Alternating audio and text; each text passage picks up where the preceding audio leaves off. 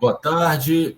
O Trilhas da Democracia de hoje e de amanhã dialogará sobre a precarização do trabalho das costureiras no polo têxtil, no polo de confecções, no agreste pernambucano. Estou falando aqui de 3 cidades principais do agreste pernambucano: Santa Cruz do Capibaribe, Toritama e aquela que é mais conhecida na região, Caruaru. Falaremos sobre isso, falaremos sobre a organização dessas trabalhadoras na Associação das Mulheres Guerreiras Costurando Moda com Direitos, e falaremos também um pouco sobre o projeto de lei apresentado conjuntamente pelas deputadas da Assembleia Legislativa de Pernambuco, Dani Portela, do PSOL de Pernambuco, Rosa Amorim, do Partido dos Trabalhadores de Pernambuco, e também pelo deputado João Paulo, do PT, também do estado de Pernambuco. Esse projeto de lei procura incluir essas trabalhadoras no programa Chapéu de Palha. Hoje, a hora e a vez é de 2 mulheres da classe trabalhadora, dessa associação de mulheres guerreiras costurando moda com direitos, Geniane Cavalcante Maria Valdinete. Geniane, seja muito bem-vinda ao Trilhas da Democracia, é um prazer recebê-la aqui. Fique inteiramente à vontade. Obrigada, é um prazer por essa oportunidade que está nos dando para nós apresentar a nossa associação e para que as outras mulheres cheguem mais junto da gente e continuar essa caminhada. Maria Valdinete, seja muito bem-vinda, é um prazer recebê-la aqui no Trilhas da Democracia. Boa tarde, meus amores, boa tarde, gente. É um prazer, né, imenso eu poder estar junto com vocês nessa tarde fria aqui em Caruaru, né? Tá bem friozinho, tá chovendo, mas estar com vocês para compartilhar um pouco, né, do que é o nosso trabalho, né, junto com a FASE e alguns parlamentares nesse projeto, né, Costurando Moda com Direitos, que já deu alguns passos e já temos algumas conquistas. No programa de amanhã, que também será ao vivo, nós teremos a presença dos 3 deputados, das 2 deputadas e o deputado que foram citados aqui, e eu gostaria de esclarecer que a deputada Rosa Amorim, que estaria hoje aqui no Trilhas da Democracia, não pôde estar presente porque um companheiro militante do MST faleceu em função do atropelamento sofrido numa marcha do MST. Ele veio a falecer e, nesse momento, ocorre o velório. Então, a deputada Rosa Amorim se encontra no velório e não pôde comparecer. Não é?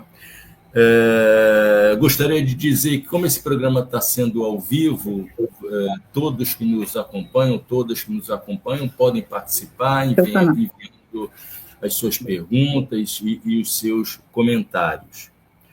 Bom, eu gostaria de dizer também que no dia em que o cinema brasileiro conquistou 2 importantes prêmios no Festival de Cannes, né? O prêmio de diretor para o cineasta pernambucano Kleber Mendonça Filho e o prêmio de melhor ator para o ator Wagner Moura, em função do filme O Agente Secreto. Eu gostaria de recomendar a quem acompanha esse Trilhas da Democracia um outro filme de um outro cineasta pernambucano que retrata exatamente muito daquilo que a gente vai tratar, muito daquilo que a gente vai dialogar nesse dia de hoje. Eu estou falando do diretor Marcelo Gomes, que acaba de lançar o filme Criaturas da Mente, mas eu estou fazendo referência aqui ao filme que foi lançado, salvo engano, no ano de 2019, intitulado Estou Me Guardando para Quando o Carnaval Chegar. Então, aquelas que acompanharem esse programa de hoje e quiserem acompanhar um filme que retrata, né, muito do que for discutido aqui, por favor, não deixe de ver esse filme. Bom, a primeira pergunta que eu coloco a vocês vem de... Eu pego a deixa de um artigo que foi publicado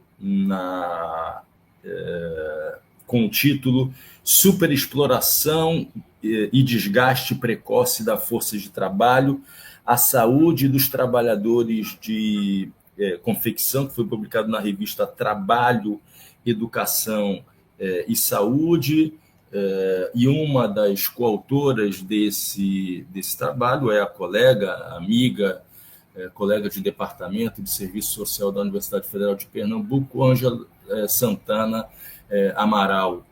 E eu gostaria de ler, são 3 linhas, né, esse trecho que se encontra na parte conclusiva desse artigo, e para elaborar essa pergunta a vocês. Abro aspas. Na condição de desproteção social que os trabalhadores das facções se encontram, este desgaste precoce é agudizado, pois não existem mecanismos que possibilitem sua recuperação adequada, limitação da jornada, pausas para descanso, adequações do ambiente de trabalho, salário fixo, direitos trabalhistas e previdenciários, entre outros. Valdinete, Geniane, essa situação que foi retratada pela professora Ângela Amaral numa pesquisa feita nos anos de 2017 e 2018, permanece desse jeito, da forma como se apresenta aqui nesse texto? Valdinete, por favor, primeiro, e depois Geniane. Infelizmente, e só cresce. Porque quando se fala em polo de confecções, a primeira coisa que as pessoas têm em mente os milhões de peças que são produzidas, né? Estamos às portas do São João, então as costureiras estão trabalhando enlouquecidamente, muitas viram à noite. Também se fala nos bilhões que estão injetados na economia do Estado, porém não se atenta para as pessoas que estão trabalhando, para as mulheres que trabalham, porque a maioria, né, eu posso dizer 90%, né, posso dizer não, é uma pesquisa, 90% das pessoas que trabalham em casa informalmente são mulheres. E o adoecimento dessas mulheres é imenso. Então, são desacobertadas de direitos de INSS, saúde, direitos trabalhistas e tantos outros, né, que nós temos direitos, mas, infelizmente, a nossa invisibilidade nos mantém afastada. Aí perguntam, mas se vocês conhecem os direitos, por que não buscam? Há duas questões nisso aí. Primeiro, tem a desinformação, né? Muitas pessoas não conhecem ou não chegam junto de grupos como os nossos, que está buscando esse conhecimento para que nós possamos nos fortalecer e fortalecer nossas mulheres, né? Nossas costureiras. E o segundo é o medo de perder aquele pouco que já tem. Então, tudo isso cria-se uma bola de neve enorme, e as mulheres com medo de perderem seus trabalhos, de perderem sua remuneração, que já em muitos casos é mínima, é irrisória, é desumana, então ficam, assim, recuadas, não procuram esses direitos. Então, a questão de adoecimento, principalmente, né, a colunas, pernas, visão, né? Então, e o psicológico da costureira, meu amigo, as faccionistas, o psicológico dessas mulheres está uma coisa absurda, né? Tem muitos casos de mulheres que estão em acompanhamento psicológico, né, que esse é o fator mais grave, porque quando o nosso psicológico não está bom, o resto todo desanda, e, infelizmente, só cresce, né? Só cresce a cada dia que passa. É uma coisa muito, assim, triste para nós que fazemos parte do polo de confecções, né? Uma situação que nos deixa muito, assim, constrangidas.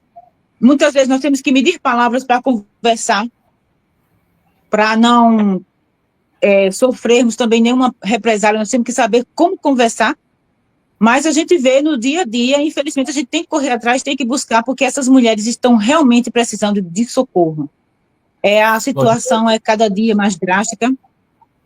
Valdinete, só para que o nosso público tenha uma ideia, falta um mês para o São João, que é, junto ao Carnaval, a festa mais importante da região.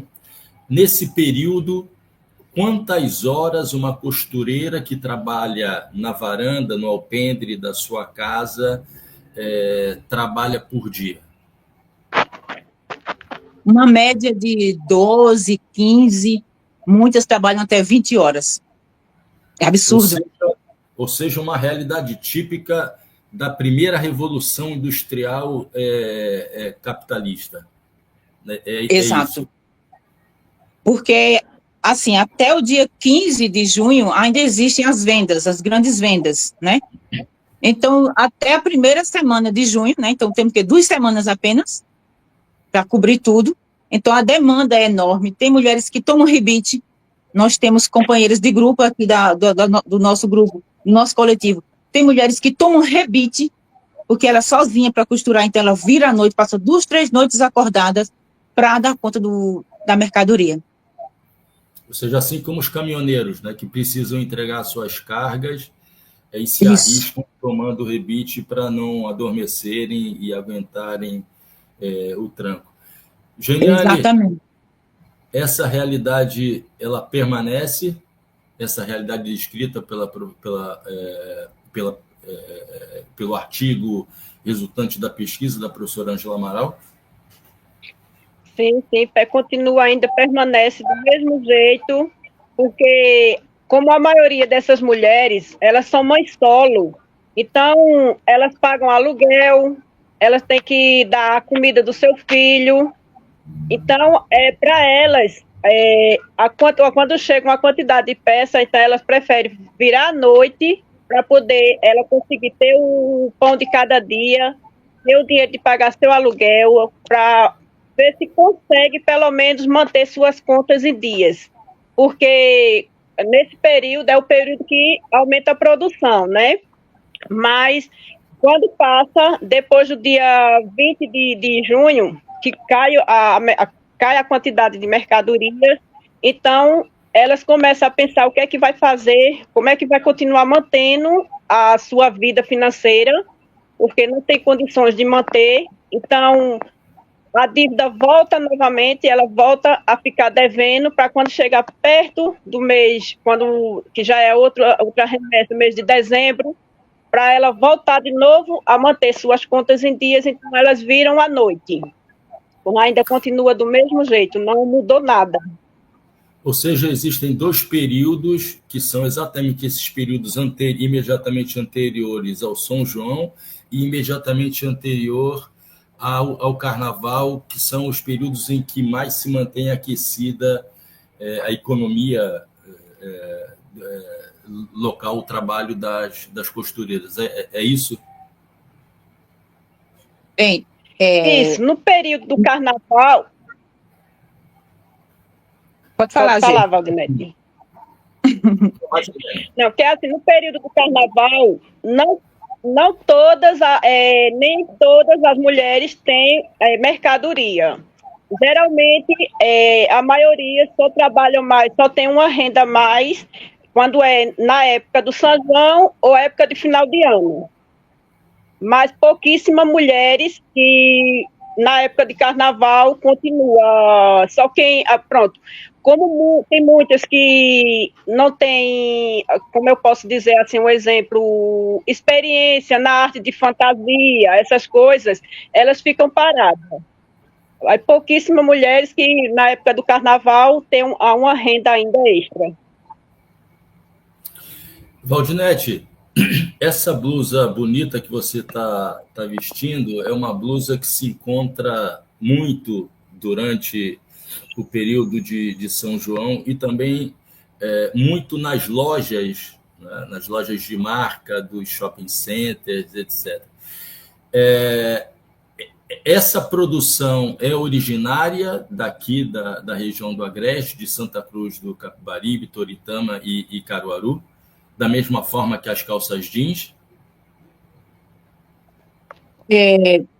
A gente pode dizer que na nossa região, ultimamente, o xadrez ele não é mais tão usado, né? Quando se produz xadrez, geralmente é pronta entrega para fora do estado. Né? 2 meses atrás, eu estava em uma confecção de uma colega e a produção de camisa xadrez estava corrida, voada, porque era pronta entrega, não é para dentro do estado, né? E sim, as mulheres produzem aqui, mas é para fora do estado, por isso que é essa agonia tão grande da entrega em cima da hora, porque se fosse uma coisa que ficasse aqui na cidade, nas redondezas, era uma coisa mais suave, porém, há um prazo para entregar para fora do estado, então vai para São Paulo, para outros estados, aí tem todo esse problema de logística, né? Aí essa situação do São João, as peças xadrez, né, as camisas xadrez que são produzidas, elas têm, de fato, essa correria imensa para ir para fora, porque são pronta entrega. Por isso, essa demanda, essa corrida, essa loucura das nossas mulheres aqui no Polo de Confecções. Pernambuco já tem mais de 30 cidades que trabalham nesse esquema de facção, né? Pequenas fabriquetas, não é só Caruaru, Santa Cruz, Toritama, conhecido como Polo de Confecções do Agreste. Pernambuco já tem uma demanda de mais cidades, e já tem estados aqui vizinhos, como Paraíba, que já recebem também peças que vão daqui de Santa Cruz para lá, para você ver a dimensão da produção das peças daqui da nossa região, do nosso conhecido Polo de Confecções. A demanda de produtos é vasta, é enorme, mas o valor das peças, na maioria dos casos, o que essas mulheres recebem é irrisório, não condiz.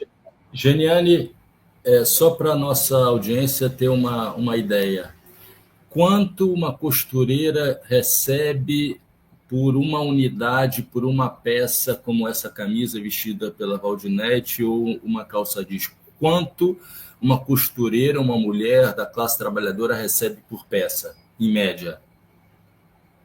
Olha, depende do fornecedor. Tem fornecedores que eles chegam aqui e querem que a gente faça uma peça dessa, como que Valdinete está vestida, por R$ 2,00, R$ 2,50, que é um absurdo.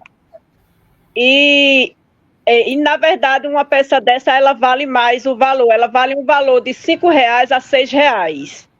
Mas eles não querem pagar.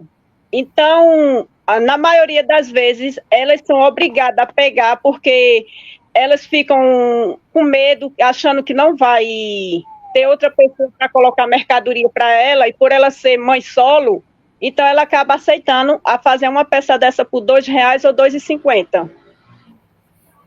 E só por uma pergunta de um leigo, esses R$ 2,50 são pagos e a matéria-prima é responsabilidade da costureira ou R$ 2,50 só da mão de obra? Eles entregam já o corte, vem o corte todo cortado já, só para a costureira costurar. E quando tem um fornecedor que dá a linha, ainda ajuda a costureira, mas a maioria das vezes é ela que compra a própria linha, o próprio aviamento, né? Então ela faz a peça por completa, a peça toda completa, ainda comprando o seu aviamento, e para ganhar R$ 2,50 por cada peça. Ou seja, uma camisa que vendida em São Paulo deve gerar em torno de 50 a 100 reais, é resultado de um trabalho pago por R$ 2,50. É essa a realidade, né? Exatamente. Essa é a realidade de nós mulheres costureiras que costuramos em casa. E Valdinete, você dizia que houve uma expansão, né? Não dá mais para se falar apenas no polo de confecção, né? O polo têxtil de Pernambuco, apenas situado nesse triângulo Caruaru, Toritama e Santa Cruz do Capibaribe. Essa expansão se deu na direção do sertão, se deu na direção de todas as cidades do interior pernambucano e tem uma lógica esse desenvolvimento? Segundo levantamentos, né, já sertão, já estão chegando essas peças, zona rural, né, da nossa região também, porém tem um agravante que essas peças, quando vão para a área rural, o preço delas diminui. Se aqui na cidade paga-se R$ 2,50, lá na zona rural querem pagar R$ 1,50, R$ 1,25, porque tem a questão do transporte, combustível, estou levando linha, aí você já tem uma ideia de como fica a situação, né? É bem triste isso. E com mulheres agricultoras tem um agravante. Elas têm uma aposentadoria especial. Elas podem se aposentar mais cedo como agricultoras, porém, se elas tiverem alguma renda, elas podem perder essa aposentadoria. Aí está uma da sacada. Leva, elas não vão poder reclamar, senão vão perder os seus direitos, a aposentadoria que elas já conseguiram, então vão ter que ficar quietinhas, né? Já está cruzando fronteiras. Eu tenho pessoas da minha família, né, sobrinhas, eu tenho amigas que trabalham em Campina Grande e costuram para fábricas de Santa Cruz. Já está ultrapassando a fronteira de Pernambuco.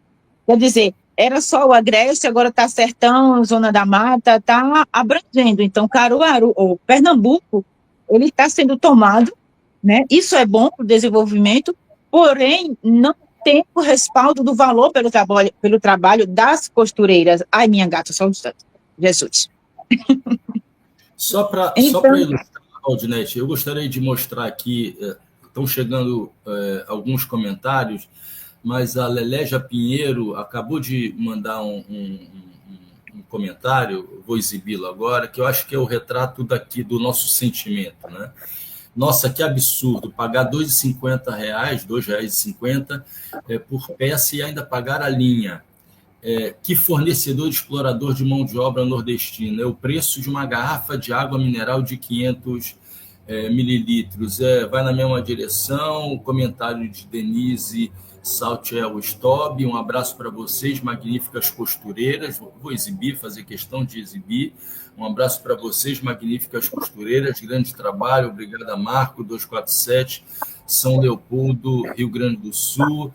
Severina Bezerra dizendo muito triste isso, né? Bom, eu gostaria só de alguns anos atrás, eu moro no Recife há 21 anos, né? Alguns anos atrás, eu fui a Tracunhaém, que é a terra uma das cidades famosas em Pernambuco pelo rico artesanato, né, produzido, né?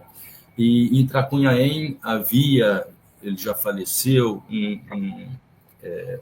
um grande escultor chamado Nuca, que é responsável por produzir os famosos leões, né?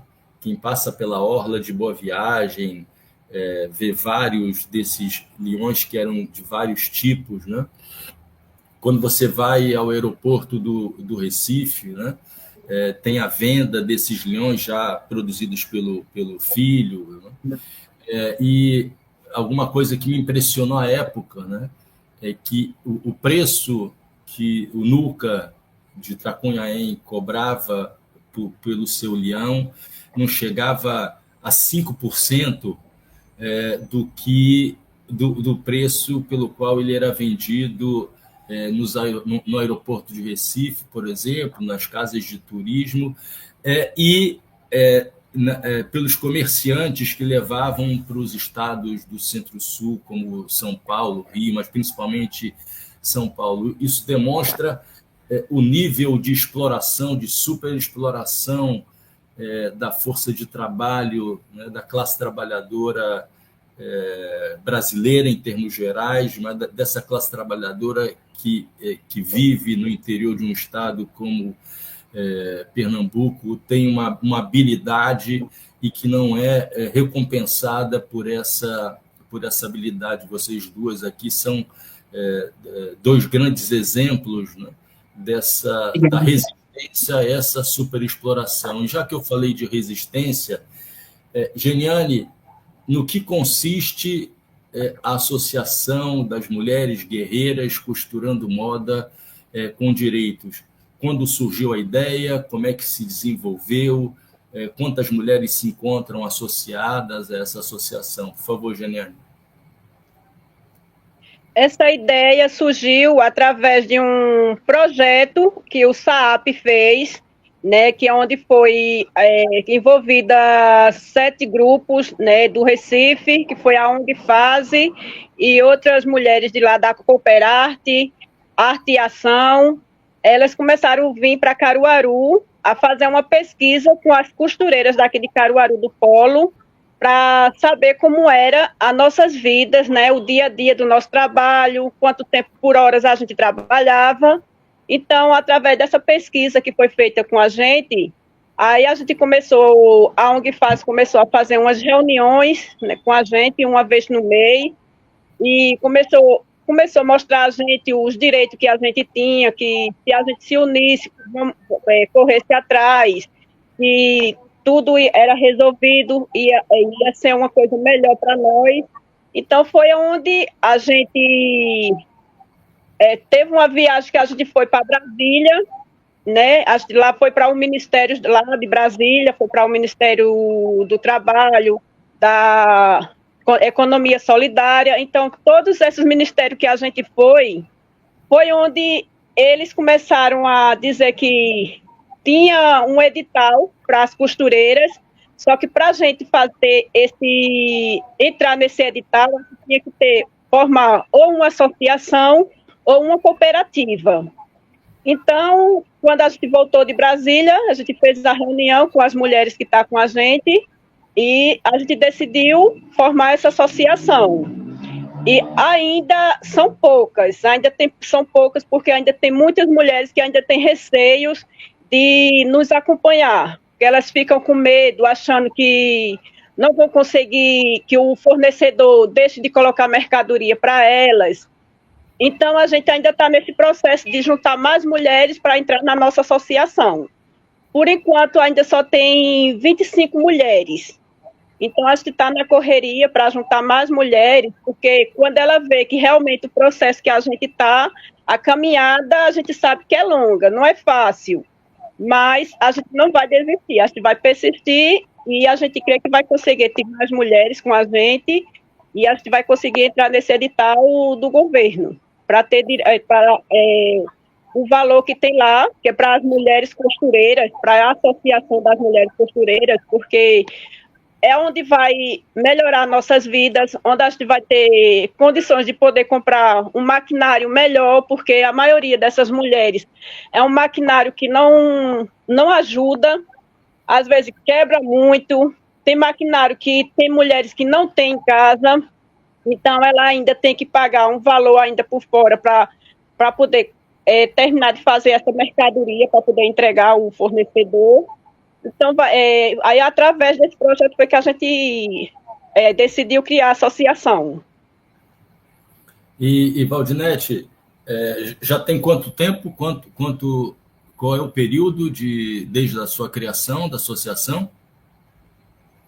Bem, a nossa associação ela é bem recente, né? Mas esse trabalho da Fase, junto com o Fundo SAAP, esse estudo começou desde 2019, na nossa região, para conhecer as mulheres, saber suas condições, né, e tudo mais.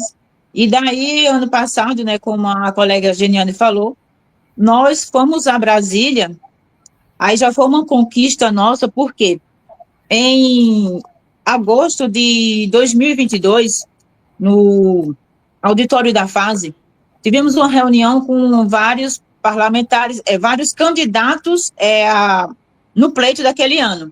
E nós constituímos uma carta e levamos, e esses candidatos, então, eles assinaram, se comprometendo a nos ajudar nessa nossa empreitada, que é legalizar os direitos das costureiras, todas as nossas condições que nós precisamos, porque eu costumo dizer, somos de grande importância, toda profissão é importante. Porém, as costureiras, a costureira é a profissão que veste todas as profissões, que veste todas as pessoas.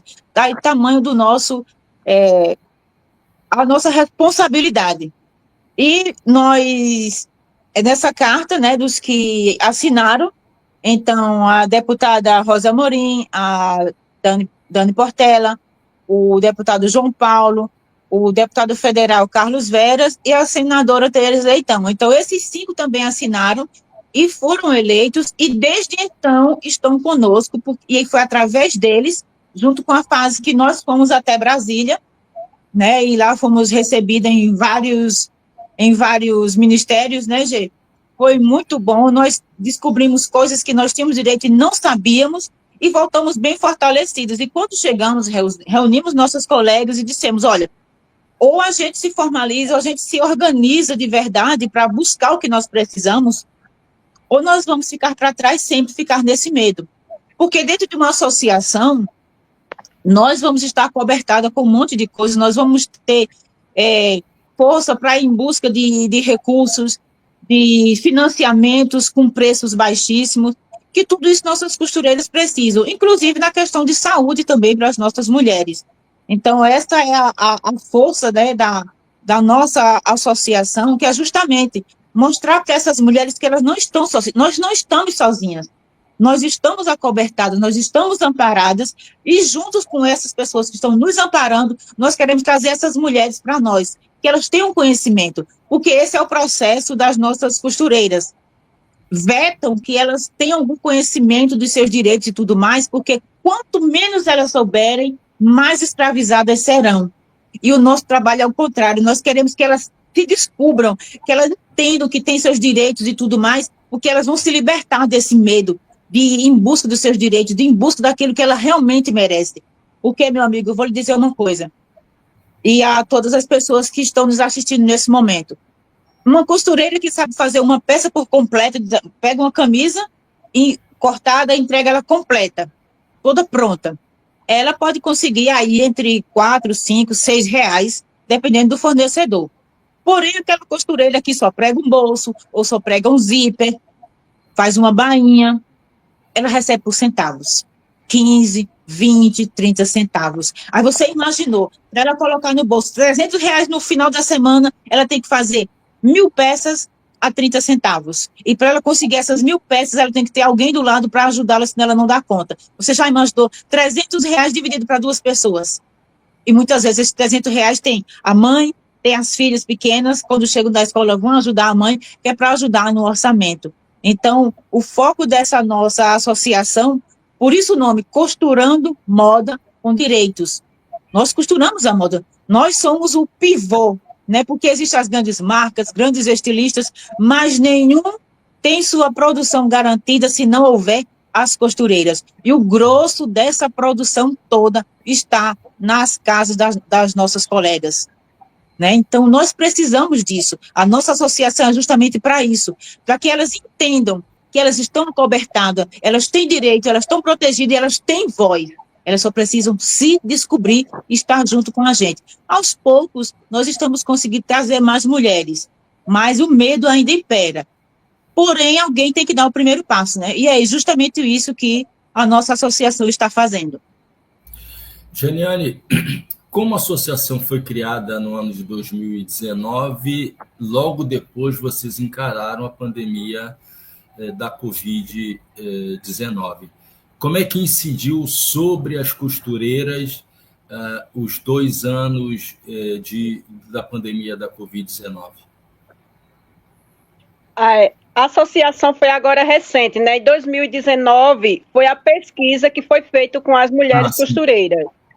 Aí, através dessa pesquisa, então, quando veio a pandemia, foi aonde complicou mais ainda a vida das mulheres costureiras, porque teve muitas que venderam seus maquinários para poder botar comida na mesa, mas como a gente viu esse processo que tinha muitos que estavam vendendo seus maquinários para poder ter comida, para poder pagar seu aluguel, então foi onde uma companheira nossa falou com Mary da ONG Fase, para ver o que eles lá no Recife, a ONG, poderia fazer com essas mulheres para ajudar. Então, o Mary se reuniu com o pessoal lá, aí fez doações de cesta básica para as mulheres, enquanto no período da pandemia. Aí depois a gente conseguiu fazer máscara, foi onde algumas começou a fazer máscara, e foi onde foi se erguendo um pouco da sua vida. Mas foi uma época da pandemia, foi muito complicada para nós. Só para voltar, essa seria a minha primeira pergunta, Valdinete, mas quem mora em Pernambuco, mas também quem mora em outros estados, sabe que desde meados do século XX, nos anos 50, 60, né, começaram a se desenvolver, começou a ganhar muita fama a Feira da Sulanca, né, que é um termo pejorativo, mas que acabou sendo incorporado ao próprio vocabulário das pessoas, né, que é um espaço das feiras tradicionais, mas é um espaço de uma feira onde são vendidas essa produção têxtil. O quanto da produção feita pelas costureiras, vamos ficar aí nessas 3 grandes cidades, é consumida internamente no dia a dia dentro das feiras de Sulanca? Que você acabou de dizer mais anteriormente, Valdinete, que uma boa parte dessa produção, 90% dessa produção, vai para fora, né? Realmente fica muito pouco para ser comercializado nas feiras de Sulanca. Valdinete?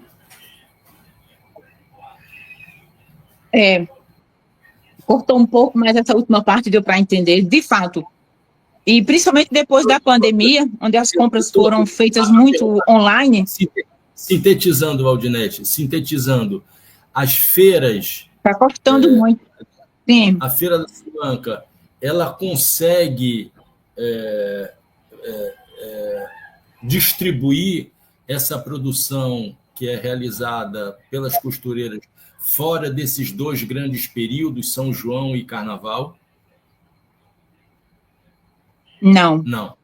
Período junino, né? Agora estamos num período de grande força de produção, e a partir do finalzinho de setembro até a primeira quinzena de dezembro, que é final de ano, então é outro boom, né, da produção aqui na nossa região. Então, essa produção é grande, a correria das mulheres é a mesma nesses 2 períodos. Porém, a partir da segunda quinzena de dezembro, as facções param. As fábricas, as mulheres que trabalham de carteira assinada dentro das empresas, estão acobertadas, né? Tem férias, tem seus décimos, tudo mais. Porém, quem trabalha em casa, não tem. Então, o que ela ganha já é pouco para ela e para dividir com alguém. De janeiro a abril, é crucial para essas mulheres que trabalham em casa, porque a maioria delas, a grande maioria, não tem costura para fazer. Quem trabalha com moda praia ou short, essas coisas, ainda se sai. Porém, quem não trabalha com essas peças, trabalha com qualquer outro tipo de vestuário, ela só vai conseguir trabalho novamente depois da Semana Santa. Olha o perigo. De janeiro a abril, 4 meses, onde essas mulheres ficam à mercê. Fazem um bico aqui, um bico ali, mas com aquela angústia, porque falta o dinheiro para suas despesas, elas se enrolam em dívidas e só vão começar a trabalhar de novo em abril. Daí, o período chamado período de entre-safra, é onde as nossas mandatas, né, junto com o João Paulo, estão vendo essa questão de incluir essas mulheres, né, as nossas costureiras, no chapéu de palha, que é justamente a entre-safra, né, a entre-safra da produção, e que essas costureiras venham estar cadastradas e possam receber um auxílio, né, ou algum outro tipo de programa que essas mulheres possam produzir e ter sua renda, né? Esse é o nosso grande interesse, para que essas mulheres, durante esses 4 meses, não venham a sofrer, porque muitas são despejadas de suas casas, porque pagam aluguel, não tem condição de pagar o aluguel, aí tem que cuidar dos filhos, que a maioria são mães solo, e são responsáveis por tudo na sua casa. Então, é uma dificuldade enorme para essas mulheres. E esses 4 meses, né, porque de agora até setembro, o período é pequenininho, né, terminar em julho, passa julho, agosto, setembro, começa a se produzir. Então, já é um período mais curto. Porém, da segunda quinzena de dezembro até o mês de abril, ou então depois que passa a Semana Santa, é crucial. Por isso que, dentro desse projeto, né, do projeto de lei que está tramitando aí, né, as nossas mandatas, como eu falei, o deputado e tudo mais, querem justamente isso, que essas mulheres sejam ingressadas nesse projeto, né, que tem o projeto Chapéu de Palha Mulher. Então, nós queremos incluir nossas costureiras nesse programa também, ou algum projeto que, de fato, elas venham a produzir algo e ter uma renda nesse período de entre-safra. Eu vou dar mais uma passagem aqui nas mensagens que foram enviadas.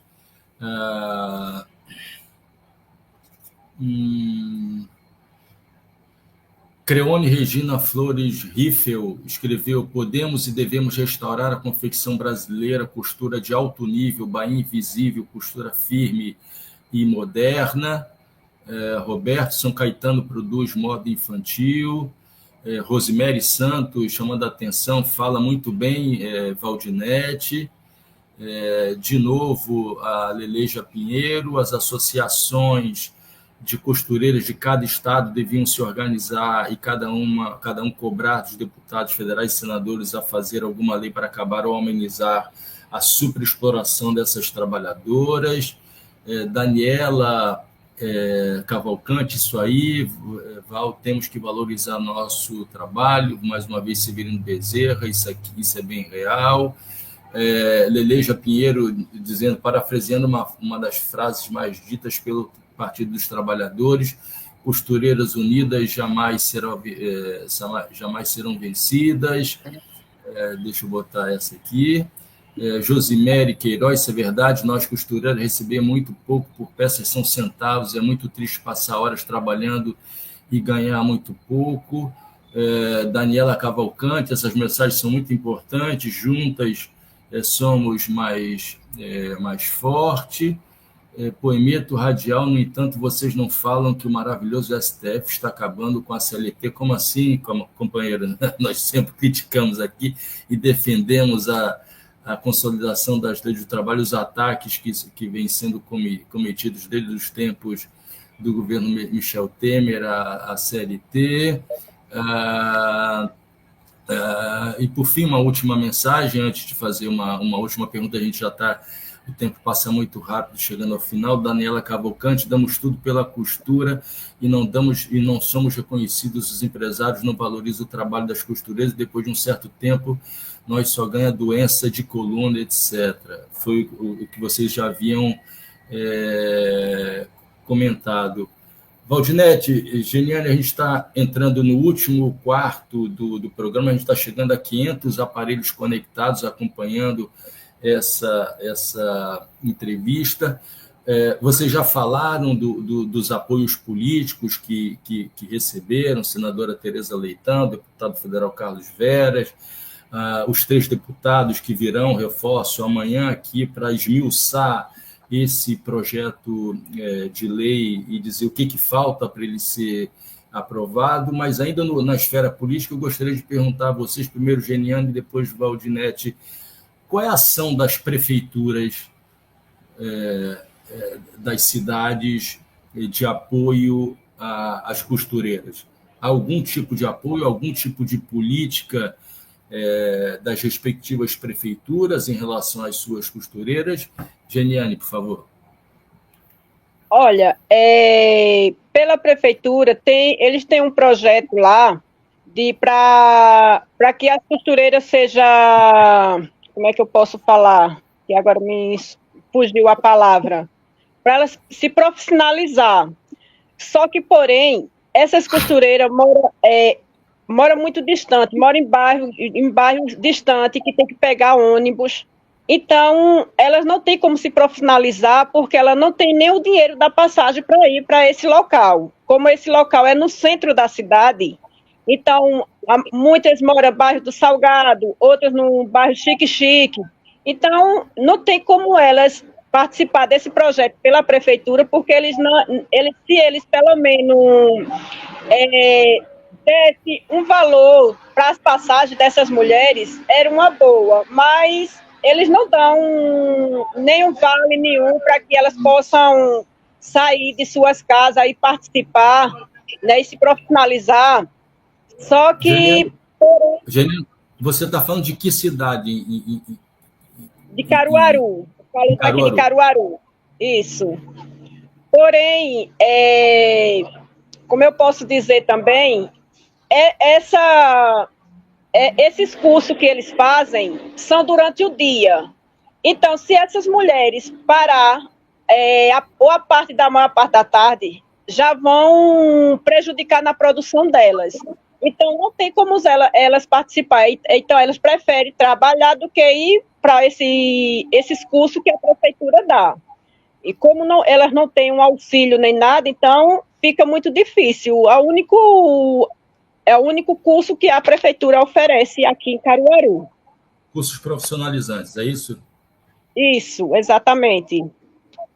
E, Valdinete, existe algum tipo de linha de financiamento para... Eu imagino que as costureiras se utilizem de máquinas que são máquinas para, digamos, para uso doméstico, não para uso industrial. E por isso as máquinas quebram. Eu estou fazendo aqui uma especulação. Existem linhas de financiamento para as costureiras adquirirem máquinas industriais com juro baixo? Existem? Sim, o BNDES, né, é o banco que fornece essa linha de crédito. Porém, eu indo comprar minha máquina individual, eu tenho um determinado juro para comprar aquela minha máquina que eu vou precisar. Porém, quando nós estamos numa associação, né, vai estar regularizada, esse valor que é dessas peças que nós vamos comprar, os juros serão mínimos. 8% ao ano, né, Gê, em cima do valor dessas peças. Então, dá para comprarmos essas máquinas. Quando a Gê falou da questão das máquinas que quebram muito, é porque nossas máquinas são industriais, né? São máquinas industriais, mas são mais antigas.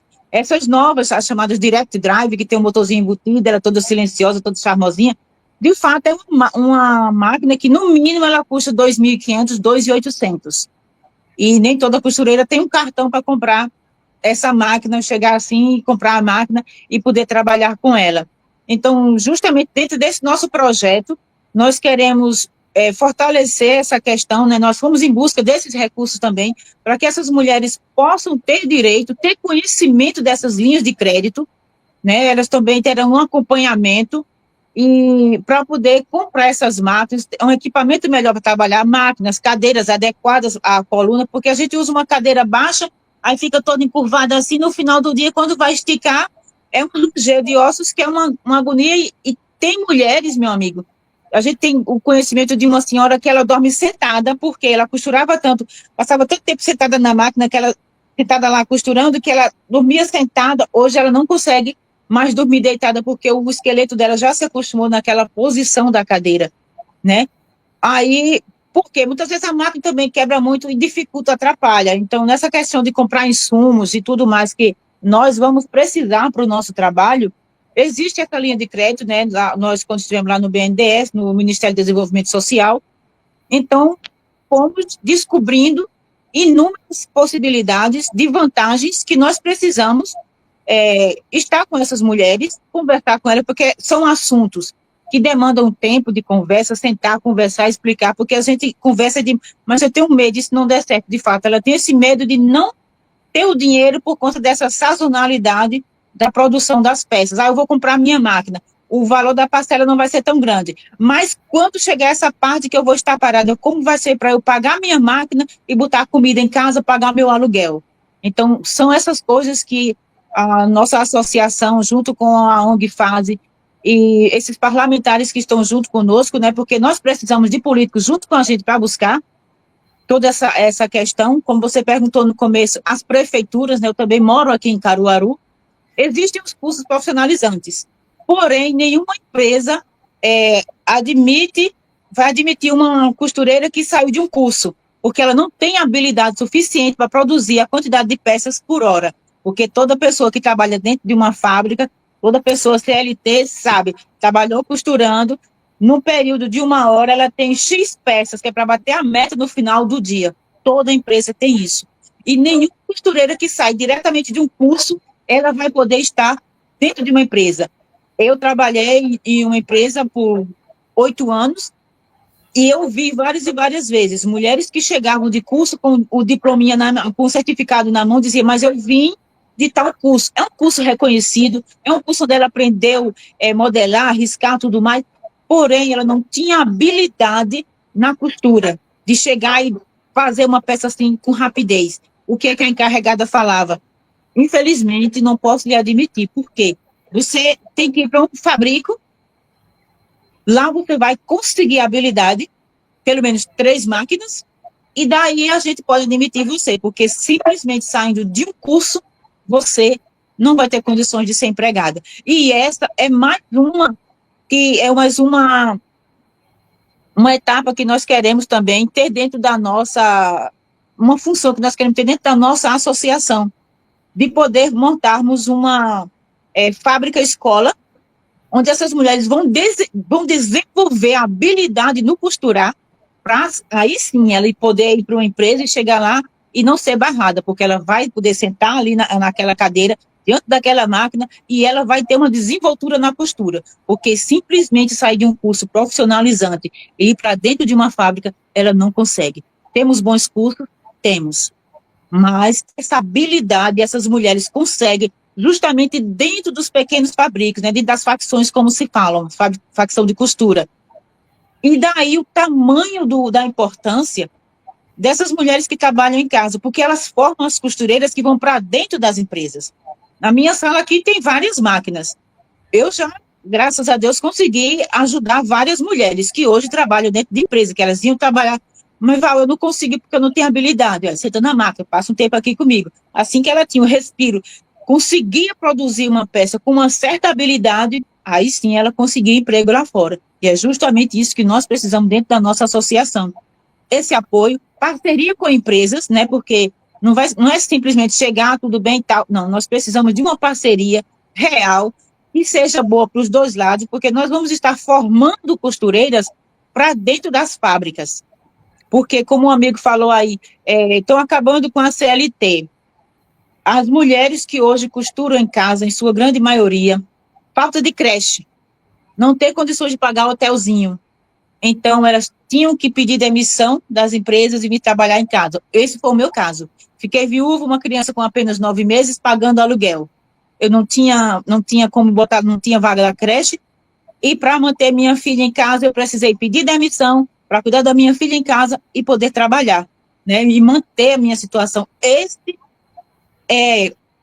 A grande necessidade dessas mulheres, foi daí que cresceu essa questão das fabriquetas, né, dos fabricos, dentro das salas, quem tem condições faz um quartinho lá atrás, no fundo do quintal, e monta essa fabriqueta, porque foi justamente essa necessidade.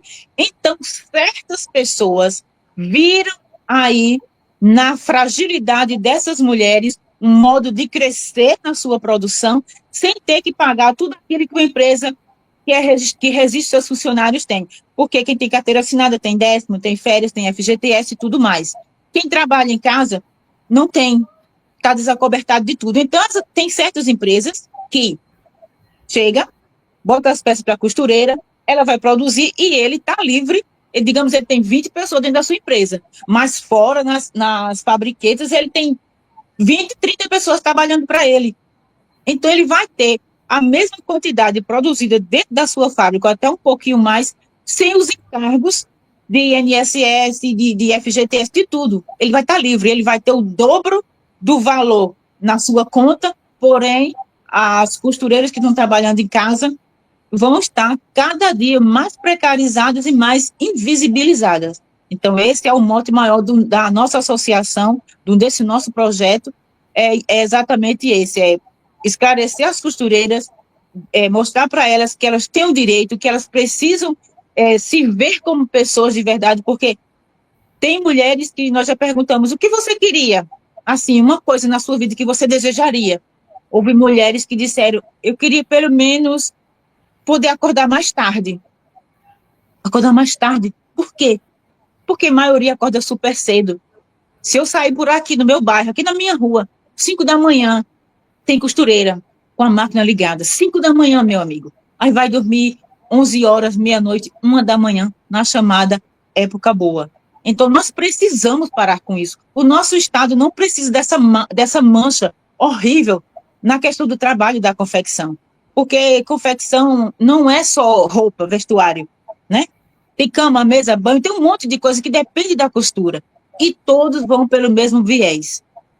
Entendeu? Então, essa é a nossa luta maior, é de poder ajudar de verdade essas costureiras nos seus direitos previdenciários, no seu direito como pessoa, na sua autoestima, porque nós mulheres já nascemos, quando nasce uma mulher, mais uma mulher, nós já nascemos com esse estigma nas costas. E quando a gente cresce, aí é mãe, esposa, dona de casa, e uma série de coisas. Nossa jornada não é bem tripla, não, acho que é quádrupla, para lá um pouquinho, porque é muita coisa. Nós precisamos apoiar e cuidar dessas mulheres, porque sem costureira não existe polo de confecções. Bom, eu acho que a história de vocês é uma história, ao mesmo tempo, de superexploração do trabalho, mas também de valorização da importância das formas de organização, das formas de associação, exatamente como instrumentos de não apenas de resistência contra essa superexploração, mas de construção de algo novo. Essa ideia dessas de escolas que feitas pelas próprias costureiras, como uma alternativa a essas escolas profissionalizantes, é um exemplo disso. São muitos os comentários aqui, são muitos